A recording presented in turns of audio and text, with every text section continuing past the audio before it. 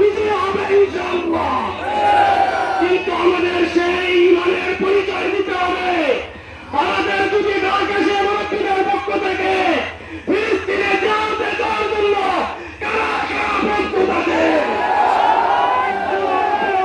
আমাদের সবাইকে সর্ব অবস্থায় ফিলিস্তিনের মুসলমানদের পক্ষে দাঁড়াবার তৌফিক দান করেন।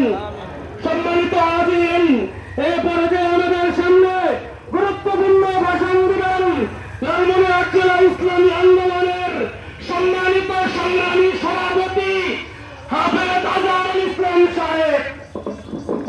السلام عليكم ورحمة الله وبركاته. نحمده ونصلي على رسوله الكريم. أما بعد فأعوذ بالله من الشيطان الرجيم. بسم الله الرحمن الرحيم. الذين آمنوا يقاتلون في سبيل الله. বিক্ষোভ পরবর্তী সমাবেশে উপস্থিত আমার প্রান্তীয় সভাপতি এবং জাতীয় শ্রেষ্ঠ সর্বধরণের করাম সাংবাদিক ভাইরা, প্রশাসনিক ভাইরা, সকল কারিগর সালাম, আসসালামু আলাইকুম রহমতুল্লাহ।